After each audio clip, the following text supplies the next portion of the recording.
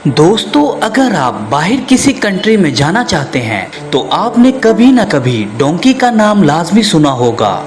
जी हाँ दोस्तों, आज मैं सुनाने वाला हूँ आपको इंडिया के दो भाइयों की ऐसी कहानी जिसे सुनकर आपकी रूह कांप जाएगी।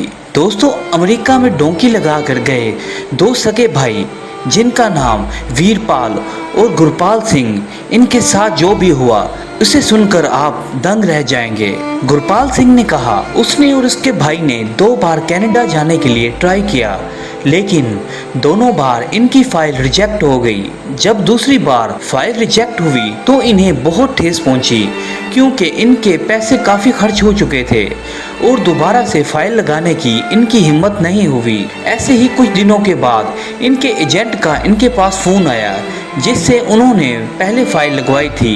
एजेंट ने कहा मेरे पास एक बंदा है जो डोंकी के रास्ते अमेरिका में भेजता है, अगर आप जाना चाहते हो तो मुझे बता देना। और कुछ दिन सोचने के बाद उन्होंने एजेंट को हाँ कर दी और एजेंट ने कहा डोंकी के रास्ते पहुंचने में कम से कम 6 महीने लग जाते हैं, लेकिन आपने घबराना नहीं है, हम पहले काफ़ी लोगों को भेज चुके हैं। एजेंट ने कहा 2 लोगों के 70 लाख लगेंगे और वो उसे एडवांस चाहिए होंगे, और कहा जब पैसे इकट्ठे हो जाएं तो हमें फ़ोन कर देना। तो गुरपाल सिंह ने अपनी ज़मीन बेचकर और कुछ पैसे उधार लेकर एजेंट को 70 लाख करके दे दिए। और कुछ दिन बाद एजेंट की कॉल आई कि तैयारी कर लो, और साथ ही कहा कि सामान ज़्यादा मत लेना क्योंकि ज़्यादातर सफ़र पैदल ही चलना पड़ता है। उन्होंने कहा कि हम एक बैग लेकर निकल पड़े। अलग अलग मुल्कों से निकलते हुए और कई जगह से फ्लाइट से जाते हुए हमारा जंगल का सफ़र शुरू हो गया। फ्लाइट में घूमने के बाद और अलग अलग मुल्कों को पार करने के बाद जब हमारा जंगल का सफ़र शुरू हुआ तो जंगल इतना भयानक था कि हमने पहली बार ऐसा जंगल देखा था, क्योंकि कोई भी रास्ता नहीं बना हुआ था। हमारे साथ 14 लोग और भी थे और एक रास्ता दिखाने वाला आदमी था। गुरपाल सिंह ने कहा कि हमारी ज़िंदगी इस वक्त एक आदमी के हाथ में थी, क्योंकि ना तो हमें वापस जाने का रास्ता पता था और ना ही जंगल से बाहर निकलने का।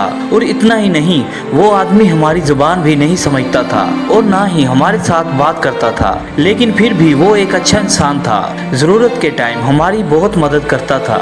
इसी तरह जंगल में 15 से 20 दिन गुजरने के बाद हमें पता ही नहीं चला कि कब दिन गुजरता था और कब रात आ जाती थी। हम सिर्फ अपनी मंजिल की तरफ बढ़ते जा रहे थे। दिन में 15 से 18 घंटे लगातार सफ़र करना पड़ता था। इसी तरह जंगल में एक ऐसी जगह भी आई जहां पर सांपों ने हम पर हमला कर दिया। उस आदमी ने पहले भी बताया था कि यहाँ बहुत ज़्यादा सांप होते हैं जो इंसानों पर हमला कर देते हैं, और हमने इसकी बात पर यकीन नहीं किया था।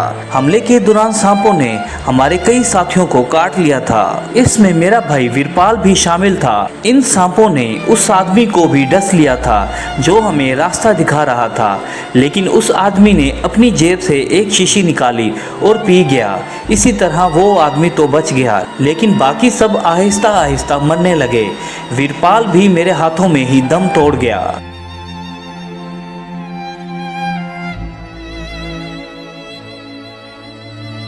इसी तरह से आहिस्ता आहिस्ता हम मैक्सिको बॉर्डर पहुंच गए। सब बहुत खुश थे, लेकिन मैं बहुत दुखी था क्योंकि मैंने अपना भाई खो दिया था और मैं सोच रहा था कि ऐसे पैसों का मैं क्या करूंगा कि मेरा भाई ही मेरे पास ना रहा। और जैसे ही हम अमेरिका में पहुंचे तो हमें गिरफ्तार कर लिया गया और 2 महीने जेल में गुजारने के बाद हमें वापस इंडिया डिपोर्ट कर दिया गया।